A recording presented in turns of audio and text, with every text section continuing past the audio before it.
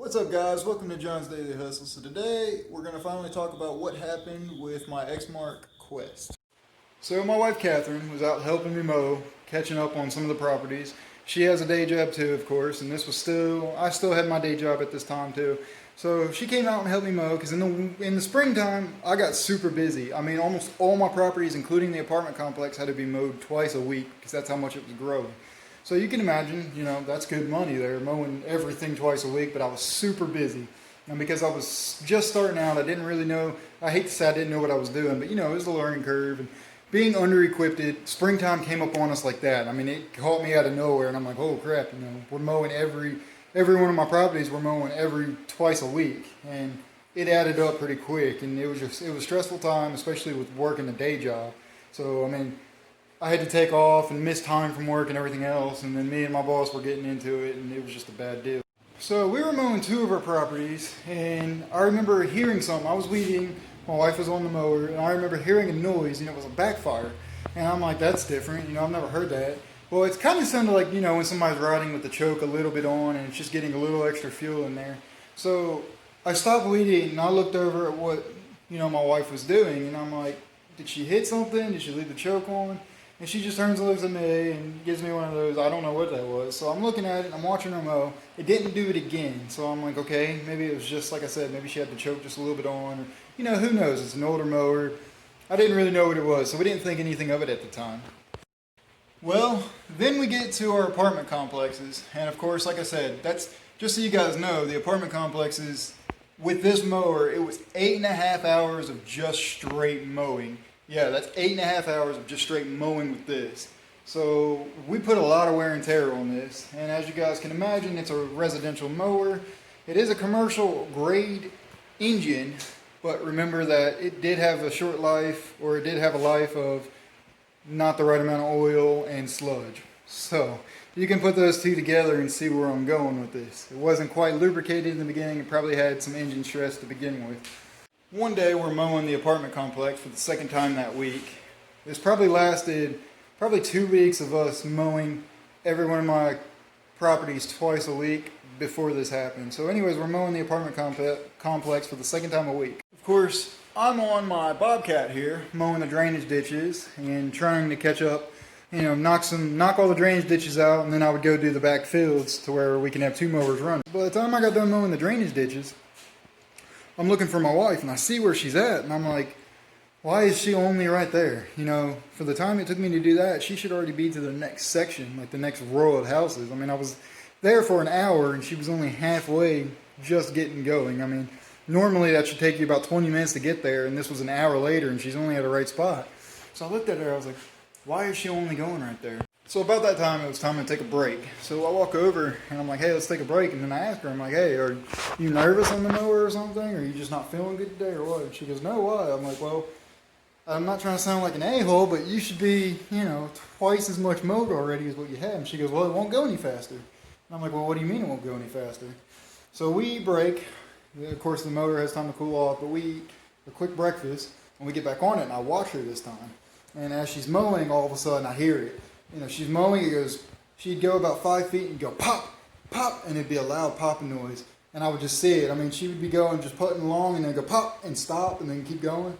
And that's when I realized that the engine, there were some severe problems with the engine. I was like, oh crap. So, called it a day. We didn't even get the place done. We had to stop. So we stopped what we were doing, we loaded it up, and we took it home. And at that point, I had to make a decision to do something, which you guys will see. I ended up having to rent a zero-turn mower. Yes, I just said rent a zero-turn from a rental place around here, which that'll be in the next video. I'll talk. So we rented the zero-turn to catch up for the days. I rented zero-turn and the Bobcat here just to catch us up. Well, by the time I finally got to tear into this engine, I realized, in my head it was blown up. I knew something was wrong. It was running on one cylinder. I pretty much figured that because the oil level was so low for so long and it was sludge, it probably caused a lot of scarring and a lot of issues, and it probably just completely blew that, one side of the motor. Leading up to this, I did notice that it was burning oil, or at least the oil level kept dropping. Now, I did end up calling my Exmark dealer, and I told him some of the problems I was having and if he's experienced anything or has seen anything like that. And he actually told me it was the valve lash. Probably just needs to be set, and it'll probably run really well. Shout out to Brian from Cohen Ace Hardware in Springfield, Missouri. He's a super nice guy, very helpful, and he's helped me out a lot. And obviously, he's going to be getting a lot more business from me. So anyways, like I said, he told me that it was probably just a valve lash, probably just needs to be set, and it'll probably run pretty smoothly then after that. So here's a few clips of me going to set the valve lash when I learned what the problem was. So I open up this side, and this side, as you can see, everything's connected like it should be, and so it probably just needs some adjusting. Well, when I opened up this side, yeah, can you guys spot the problem? All right, so here's what happened after further investigation. This valve was way too loose, as you can see. There's a little nut down in there, bolt, whatever you want to call it. See it down in there? That got loose. That's why there's a lot of play in it, and it was able to move up and down. As you can see, this one, no play in it that way. Probably does need to be adjusted. The exhaust port to be, the exhaust valve not to be opening at all. It was probably stuck open, which is what caused all the oil. There's a lot of oil down in here. Now, I don't know if you guys remember or if I even uploaded a video yet of me talking about some of the problems this has. I was saying that this motor was burning a little bit of oil. So probably what was happening was, I guess in a way it was burning oil, but it was actually just dumping it into the exhaust. Because we were having the exhaust leak problem, when we took it off, that's when we discovered that there was oil dripping down in it. Of course, by that point, the damage was already done. This was already messed up. So it probably wasn't burning oil, it was just dumping it into the exhaust. Which is also why it smokes like a freight train sometimes when you start it up. I don't know if I may or may not have had a video of that yet already. Well guys, I ended up taking the top rocker arm off, and I went ahead and pulled out that connecting rod, and well, there you guys go. Threw a rod. That's what caused this whole problem. It was the intake rod that we threw too. So, gotta get a new rod. So yep, as you guys can see, those are the push rods there that I ended up taking out. The one on the left there is not too bad. It does have a slight bend in it if you look at it just right. You guys probably can't see that on the camera, but obviously you guys can see that other one is foobarred.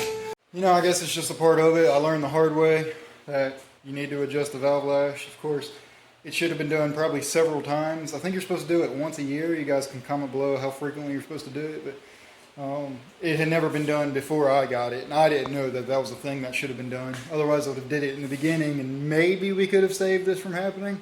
But then again, maybe not. Who knows? But anyways, it was a learning experience for me. Yes, it sucked. Yes, we fell behind. We caught back up, but it was an expense to catch back up because I had to rent the mower. And then that's more money that I can add to how much this mower has cost me.